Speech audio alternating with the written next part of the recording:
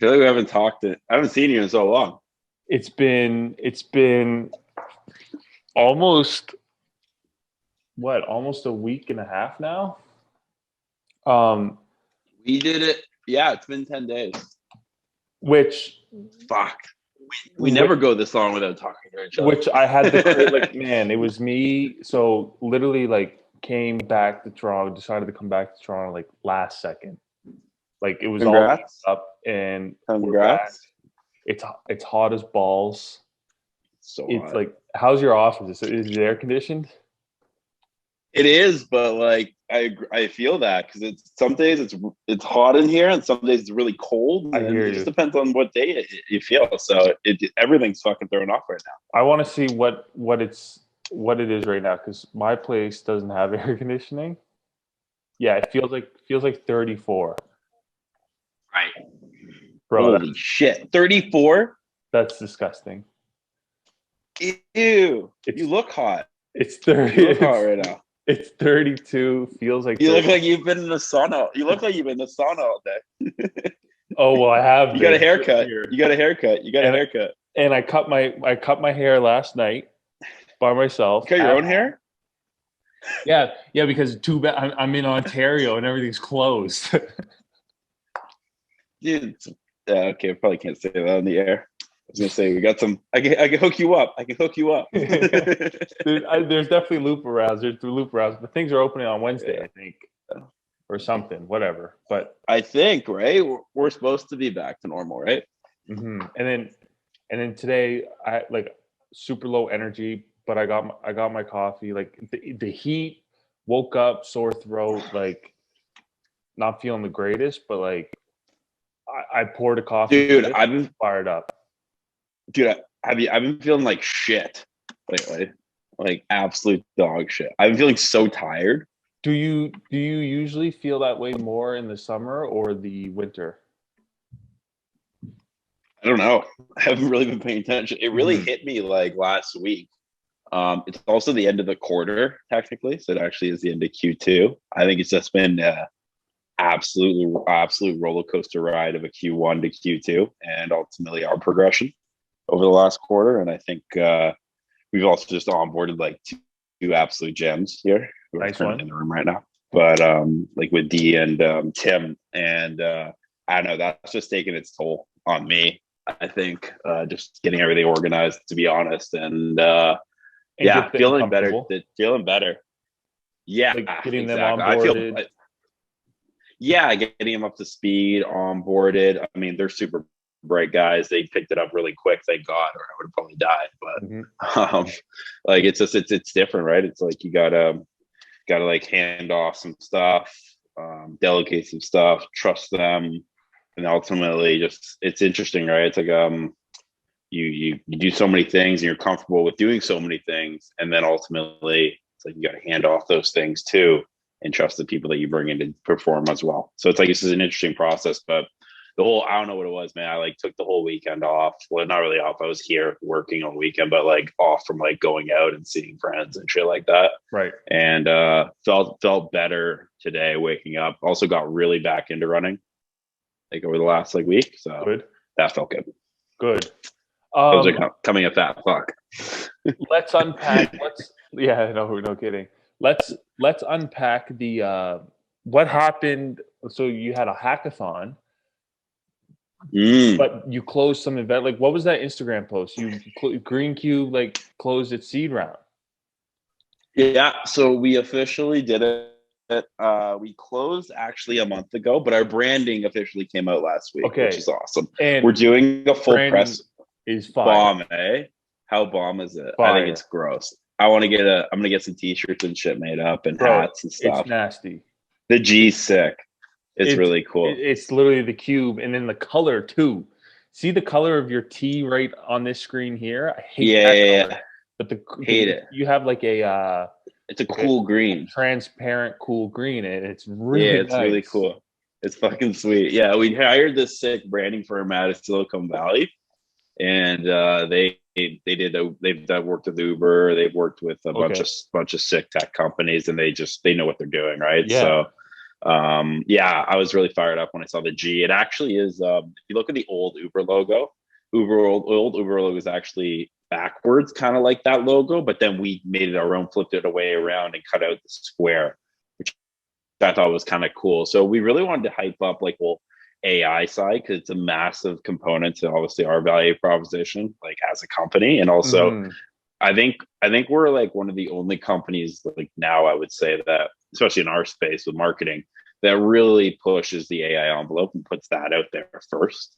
And ultimately is comfortable putting that out there first because we have such great tech behind this and ultimately where this is going. So having that all come to fruition with the branding, the new logo, and then I had to do a big post. I had to get that off my chest just because like it's been something that like I think I've always wanted for a long time. And I think it's like something that was always like, I don't know, like on like pressure. It was almost like a weight, I would say, like on my shoulders. When you say you always wanted that for a long time, what are you talking about? Like validation? Yeah, like the funding event. Like I always wanted that. Like that's like when you're like an entrepreneur coming up and like you start something and then ultimately you raise like I don't want to raise like just a small round. Like we didn't raise a small round. Like we raised like a 1.25 mil round. Like that's legit, man. Like it's like that's like a legit step for a company. And to do that, and obviously it's not just me, but like for us to collectively all do that and come from where it was, like literally like the nothing, like fucking dust to like ultimately creating something that's tangible and worth millions of dollars. It was awesome. Well, that's what it was really, really cool. That's what it feels like, right? Like that's like when I saw that post, for one, you could feel the emotion that you had sharing that, right? So yeah. That was like I was also doing pretty I was also kind of hammered at the hackathon. Hackathon. That's true, but hey, I did see the behind the scenes of the hackathon. It looked like a good time. But dude, it was awesome. But seriously, like that is an important stage or step in growing a company, because it does bring a little bit of like validation. You're like, okay, now we have like some real firepower behind us. We found our backbone. We've kind of like, I believe in the product.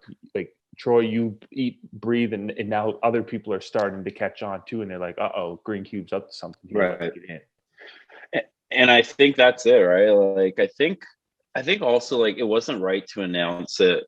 We still haven't done the press release, but it wasn't right for me to come out and announce it until we were all together in the same room. So I felt like that was like an energy. Like we created this company digitally, like which is unbelievable. Yeah. Like this was like the hackathon last week was like one of the first times I met like 3/4 of our team in person. Nice one. That's unbelievable. Yeah. So fucking funny. So I actually felt like in that moment, like having all this around, camaraderie, doing the hackathon, things are flowing. This is ultimately our family. Like it was so cool that I was like, I gotta get this out there. And then ultimately it was like just because like I see all this shit about like people posting, people putting stuff out there. And it's kind of like why we started this, right? It was like people post stuff for the sake of getting out there. And ultimately that's not the purpose of this, but it was like, man, I'd always wanted to put myself out there to say we did this, and I did this, and to do that finally last week, it was a huge weight off my shoulders. And then ultimately after, I was like, this is awesome, like such great people around the hoop. But now let's go get the Series A. Fuck it, let's go. Now let's blow this up. But like we're also comfortable. You put yourself out there like that for a seed round. We did this, and we're going to do the press release and do a big thing. When you come out there with this sick branding, polished, new website, everything, you now have expectations, right? Like you have expectations now. You're not just some like little cube logo that you put on your stock images. Like now you got expectations, and now you got to like elevate and grow. And so when we put that out there and then hiring and everything back, I really wanted to I feel like I was behind actually. On my actual growth on the company, on the trajectory, keeping the momentum. And so I actually took this past weekend and actually used my my Saturdays as my Mondays and my Sundays as my Tuesdays to get us back to there. And now we're having a big Monday today. So it's just kind of interesting. So how do you deal with the expectations now? Like, so, and I'm not talking about Troy at Greencube. I'm talking about Troy, the hockey player, Troy, like on the Saturdays when, like, are you someone who uses pressure or expectations to rise to the occasion as motivation and get you going? Or do you not need that and you're going to do what needs to be done anyways? Because so let me just finish off of that, because a lot of people, Keep going. especially like in school, people in school will be like, oh, I have a deadline. This paper's due in 2 months. I'm good. I got time. So they're going to wait until the last weekend. And then they have no choice but to get it done. So the expectation, the pressure of the deadline is like forcing them to get the work done. Are you a last weekend kind of guy? Or are you like bits and pieces throughout the 2 months leading up? I think in school, I was always the guy like just to get it over with, get it out of the way. It probably wasn't the best quality of work, but it was always just get it done. The funny thing is about startups and entrepreneurship in life is there are no deadlines. If you just don't do the work, you fail, you die, Or like, you fall just behind. Don't put in the, or you just die. Like literally, Yes. like you just, if you don't do the work, as like if you don't grind, if you don't do the work, if you don't get up and actually put something into it, then people will leave you behind. Like Because you, yeah. life will leave you behind. I got left behind, dude. I felt like I got left behind. I felt like I got left behind back like last fall. Like I felt like I got left Why? behind like a year ago, right? With COVID, everything happening, personal shit going on, work shit going on. Like I felt like I got left behind. And it was ultimately like my mentors that went and grabbed me and said, no, like you're here. And then also the mentors were like kicked me in the ass and got me all the way up. So I really think if you're not waking up, grinding, taking steps forward for you and ultimately your growth and your personal growth and also your work growth, then you will get left behind. So I've always had like now that mentality has also fueled me to always be ahead of the game and always be almost ahead of I guess life, if you want to call it this moving thing. And it's about like just being prepared for the week. And I also know that like obviously with the shit that I've been through, work, personal, everything related, that give me all the pressure, give me all the expectations, give me everything, because I'm gonna hold that motherfucker up. Like literally, I'm gonna hold that shit up until it needs to be held up, and then ultimately we're gonna not just hold it up, and we're gonna break through the goddamn ceiling. Like that's now my mentality on everything. It wasn't always like that, but it took me a long time to get to this point where I just know that that's gonna happen. So when you close the round, like now that like it's real, like you said, it's no longer just a stock image on Google or my LinkedIn and say, hey, I'm a CEO of this company. It's like, no, you have investors and their money relying on you to produce. Right. So does that keep you up at night? Does that scare you? Not really, actually. It's not even that.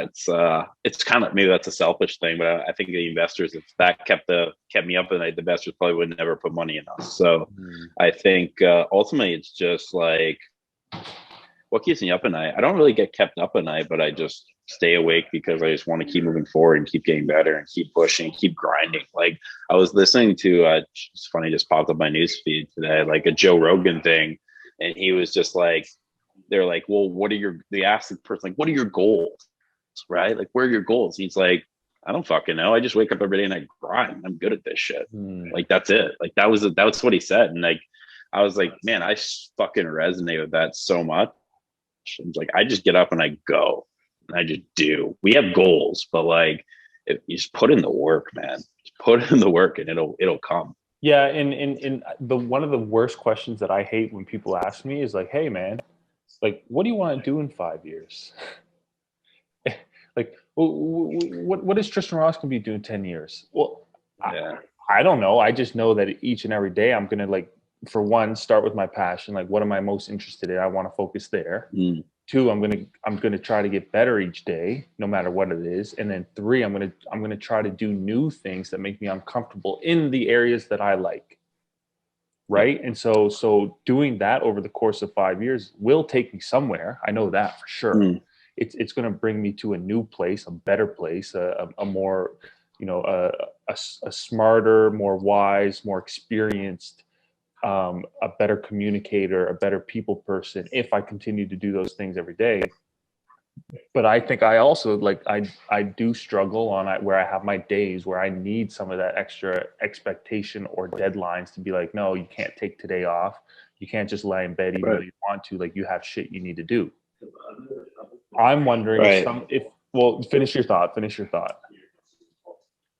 Well, no, I'll keep going. I want to keep going. I'll complete that because I think you're going to lead to something good here. Well, so all I'm saying is like, yeah, you woke up or today you listened to that Joe Rogan podcast, and Troy, you're just always getting shit done. Go, go, go.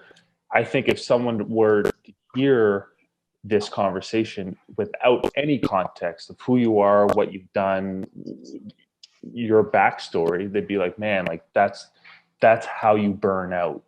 That's how you go so hard, and you take your Saturdays as your Mondays and your Sundays as your Tuesdays, and then you don't have any days off, and you're just grind, and you burn out. Are you ever thinking about, am I going to burn out? Maybe it's not a grind, right? Like, that's, again, we always talk about like, you got to do everything you can do when you're down to get to passion, right? I'm just passionate, man. Like, I love it. I love this shit. Like, I really do, man. I like the grind. I like waking up. I like getting challenged. I like being dead tired. I like being at the brink of exhaustion. I like having Thursdays and hackathons with the boys. Then ultimately we got shit to do on the Fridays and I'm hungover as shit. But like, it's like, I love this shit. Like, this is fun to me. Like, it wasn't always fun. Like, it wasn't always good. Like, am I still stressed out? Yeah. Am I still comfortable a lot of times? Yeah. But like, we always talked about like being uncomfortably stressed out, and you could macro wise look at that and go, when I'm in pain and when I'm uncomfortable, that's also when I'm getting better. When you can develop that mentality, it really helps. And that's really helped me. Like, I always found that like being awake, like today I was up at 5:00 this morning, just not because I wanted to get up at 5, just because I was like, I want, it's that time, like, let's go. Like, and I was like, let's start the day. And it really is just a development of that, man. It's just like being able to being in uncomfortable situations, being stressed, being in pain, looking at that as a positive really just elevates your whole game.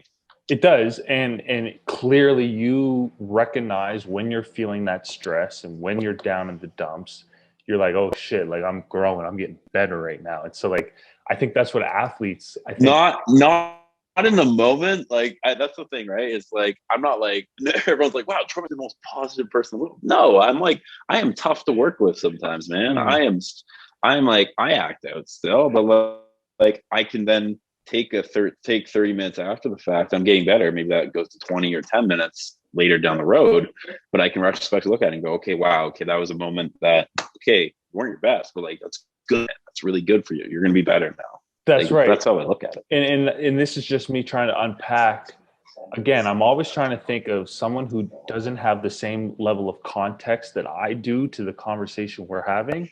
If they heard you just go and say, oh, I love being in pain, and I love being stressed out, and I love the grind, and I like, you're like, come on, bro, like you don't love that. And no one in the moment likes to feel that way. If you could feel happy or stressed out, what are you going to choose? But I understand that it's because the stressful moments, like you're building. Yeah. You're never in the moment. You're never thinking like that. You're just not. Like, in the moment, you're pissed, stressed, frustrated. The world is on my shoulders. Everything's crumbling down, right? In the moment. But it's the ability after the moment, after 10, 20 minutes, 30 minutes, even a day, whatever, to retrospectively look at that and go, fuck, I was just in a lot of pain. I was uncomfortable. You know what? That's a really good thing for me. Exactly. And let's differentiate what kind of pain we're talking about. Is it, go ahead. Okay. I'll be there in like 30. All right. Good first day. You're the man. Good first day. First day, baby. You got a new intern. New intern, baby. Intern? Yeah. Somebody take his picture. Be like, first day at Greencube. Dude, he showed up in a suit today. Alex showed up like that Jersey post I did? Yes. Like, we just drafted that intern. Yeah, so this Alex shows up in a full suit. I like show up in like a hoodie and workout shorts, and I'm just like, fuck, man, you're the new face of this company. You're the new face. Clean you cut. look amazing. Yep. Guys, like, that looks polished. He looks money, man. I was like, that's my guy. That is 100%. I think but we've touched on this before. It's like your company culture. You want it, your office culture. You want it to be like a fun environment that people feel relaxed and comfortable, right? So, like, are you like someone who works for you? Do they have to show up in a suit? Like, what's good? No, but the fact that he showed up in a suit on the first day says a lot about that fucking kid. Like, showed up in a suit on the first day. It shows that he cares, man. Like, he wants to make an impression. I love that. I showed up in a suit on my first day. You got to. You got to. You can't show up. And that's like a status quo. Like, I don't know, man. I love that. Like, that was like, I was like, dude, don't show up in a suit tomorrow, though. You don't need to. If you want to show up in a suit, if you're comfortable in a suit, wear a suit, man. I don't care. But like, you can show up where you're comfortable. Just show up and keep the same passion and energy that you did, man. I love that. Like, that's what it's all about. Like, I want you to, like, I show up usually in like a nice shirt, something presentable on camera, and really workout shorts, because I gotta go for a run at like 5 or 6 o'clock at night, or I'm gonna lose my mind. And also, just I'm sitting in a chair all day. You got it. But God, for a fact, when I'm doing in-person meetings, I'm wearing a heck of a nice pair of pants. Like, you got it. Like, I'm not showing up in shorts. You gotta show up like you care and just be presentable. You don't have to wear a suit and tie. That's not my vibe, but ultimately, like, just look presentable, look the part, and it just shows a level of respect for people that you're talking across the table with. I think so. I think, it's the respect. It shows you care, but it also makes me think of like the conversation or idea of people are like, hey man, it doesn't matter what you look like as long as you're producing. Like, if you can get the work done. So I think, like, listen, when you're in, I think looking the part and being presentable matters. I really do. But like, it's not like, if you come work with Greencube, like, I just want you to produce and be comfortable, right? But if you're a salesperson, or if you're in front of a client, or you're in front of someone that's not part of Greencube today, you got to show them the respect of, like, just wearing a collared shirt, looking presentable, not wearing a hat. Like, I wasn't wearing a hat earlier today. I had sales calls, right? I had a nice shirt on. It's just, you got to give the person the respect that you would want to be given back. And so that was something that I learned from my dad. He was always like, you got to dress the part and everything. It's very old school, that's mentality, but like, you want to deliver and show that respect to everyone else. Well, I think just as people in society, like, unconsciously, and you're not even trying to, you look at someone and immediately it's that first impression. It's like you've heard the first thing people look at are your shoes.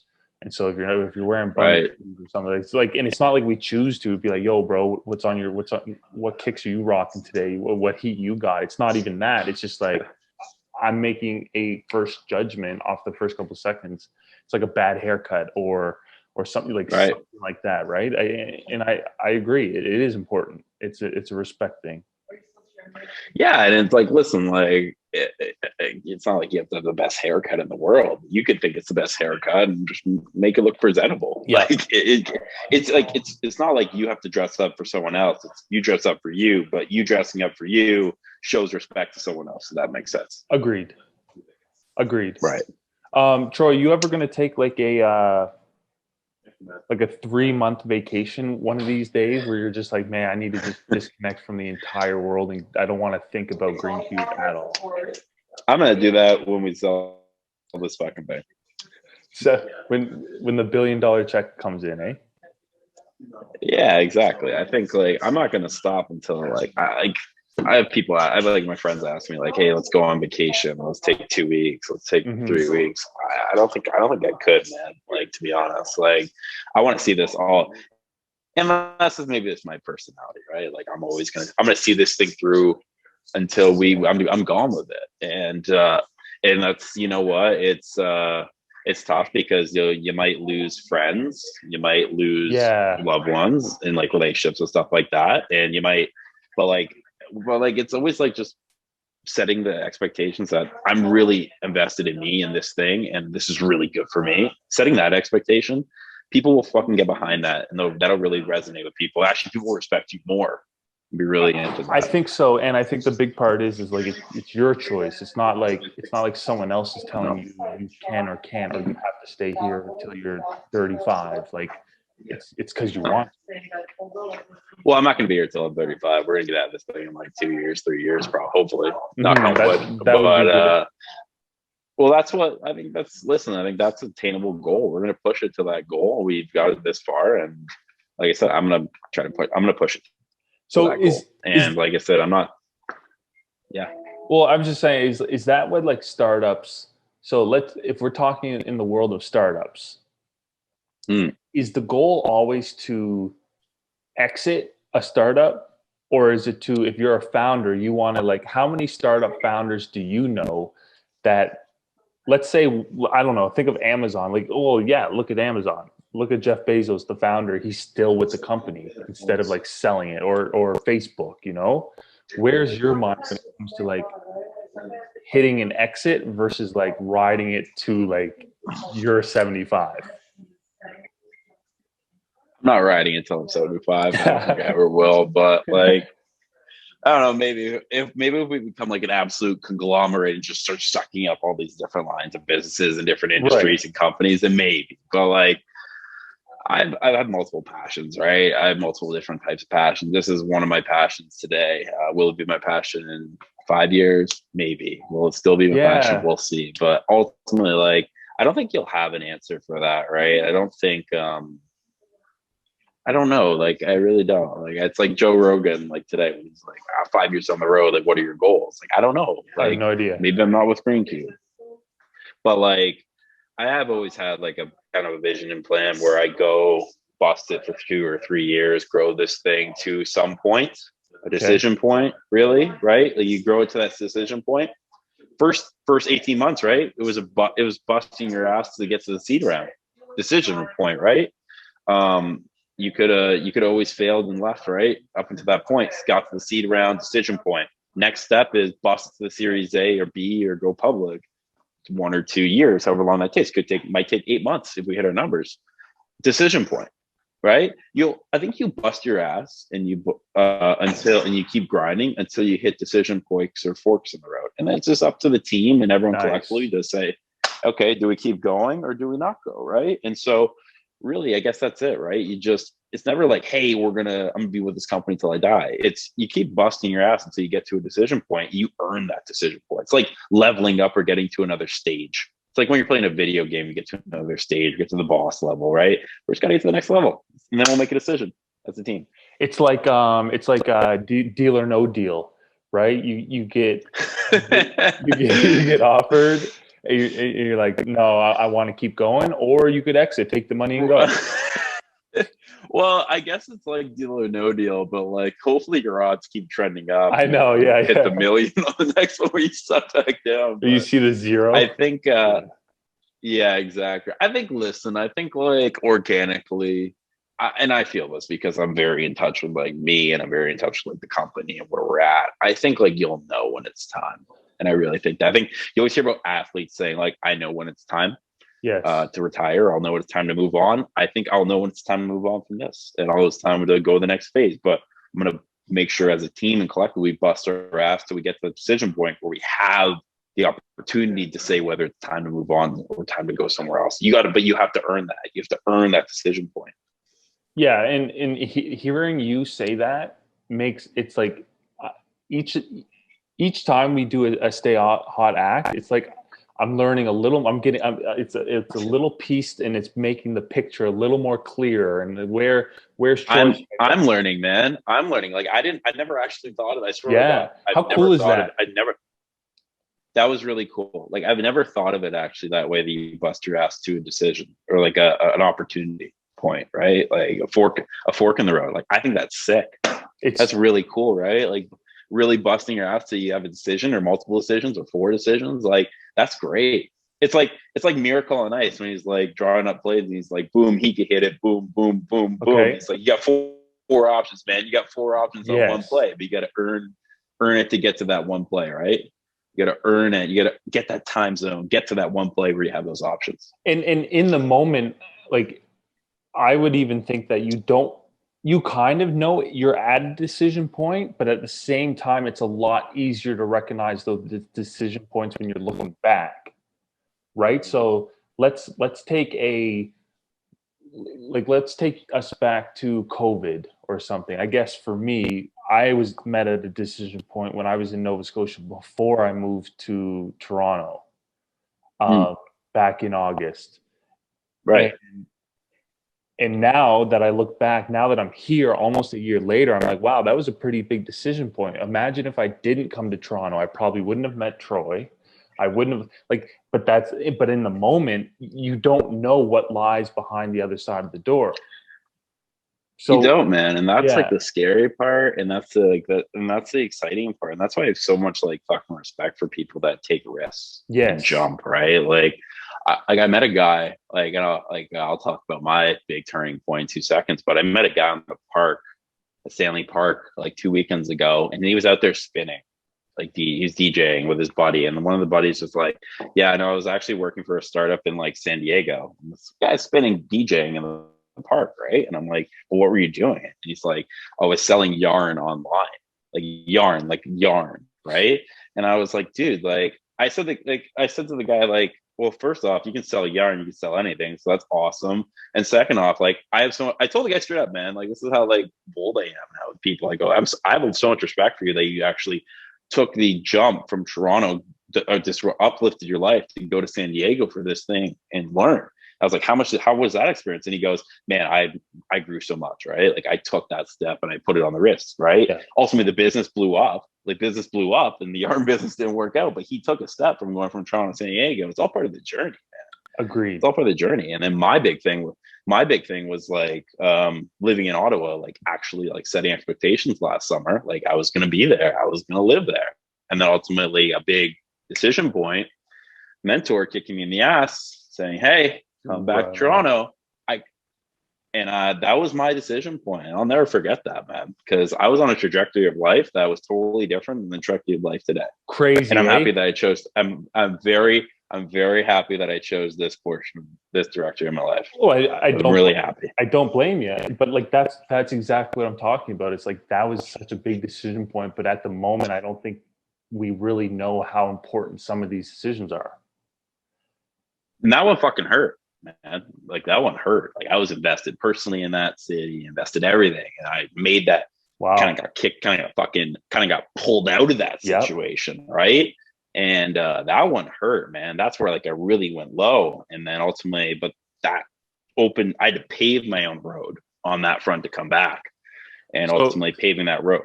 Yeah. So that like going back to me saying like, oh, when you're in that pain, you have the pain, struggle, stress versus the happiness. Like, did you recognize when you were in that depth of darkness? No, man. That, this is good. I'm going to grow from this.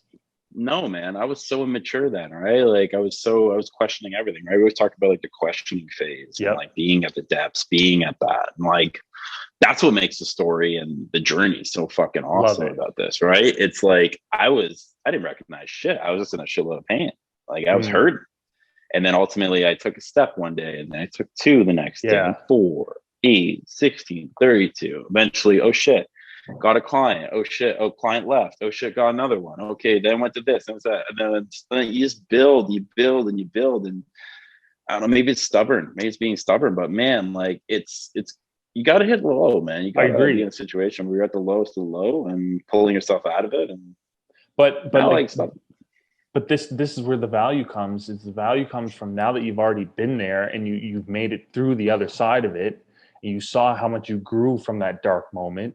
The next time you hit a new dark moment, guess what? You're going to be like, it's going to be a different moment, but I've experienced something like this before, and look what happened. Well, let's go, motherfucker. Let's go, bring it on. Well, right. Well, that's what I said, right? It's like you say, like at the beginning of the call or beginning of Stay Hot, right? It was like, how do you handle the pressure?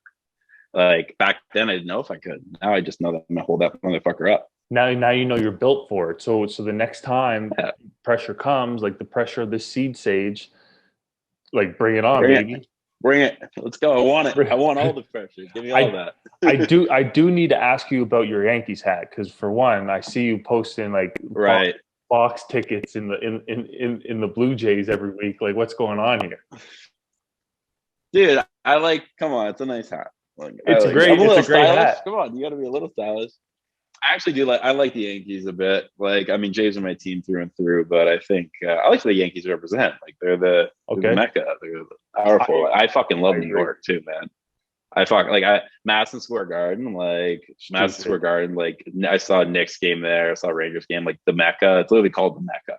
Like nickname. It's fucking awesome. Like Yankee Stadium. Yankee Stadium is probably like one of my favorite places to go in the world. Sit in the bleachers, Yankee Stadium, and tell me that's not like one of the most amazing religious environments you've ever been in. It's just like it's awesome.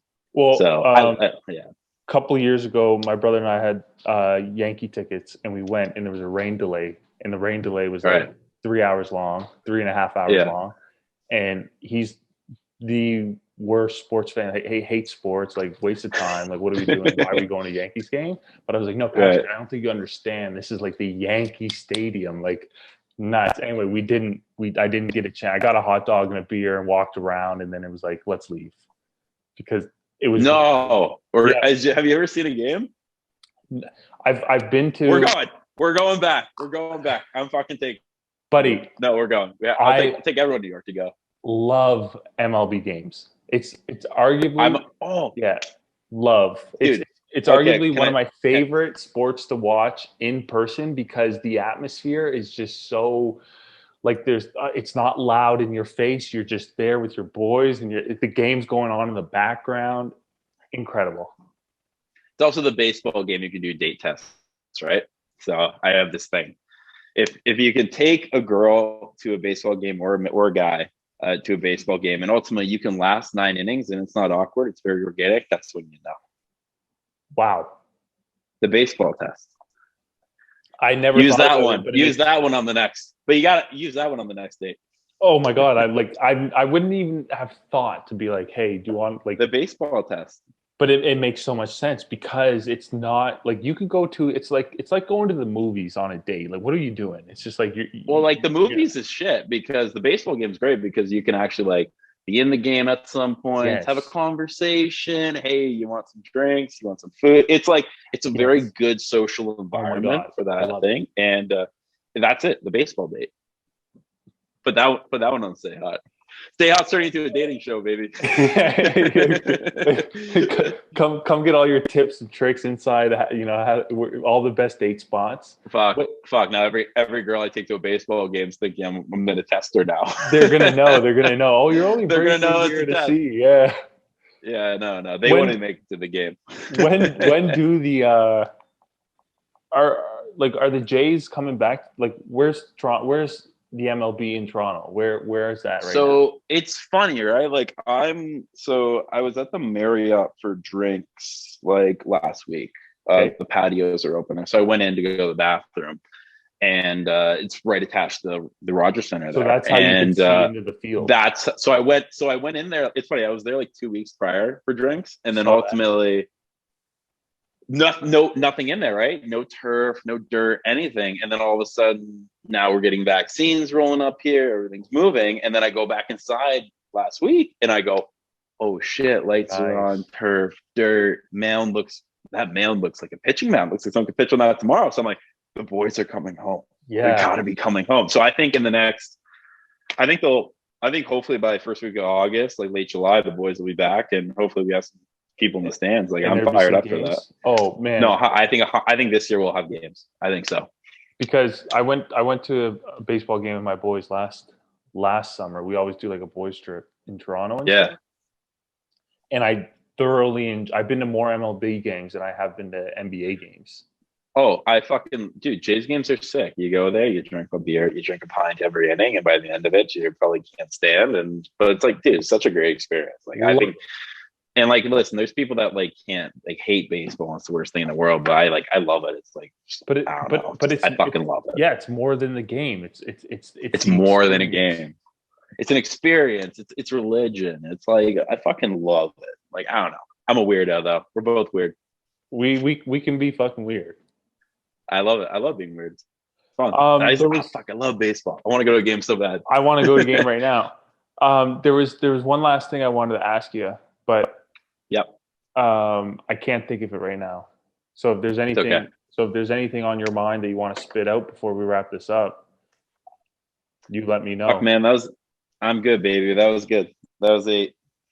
That was Act 8. Stay hot. We'll it. see you on Wednesday. I'm good for Wednesday. You good for Wednesday? Wednesday it is, baby. All right, brother. Enjoy the rest of your Monday. Stay hot, Tristan. Take care, brother. Bye. See ya.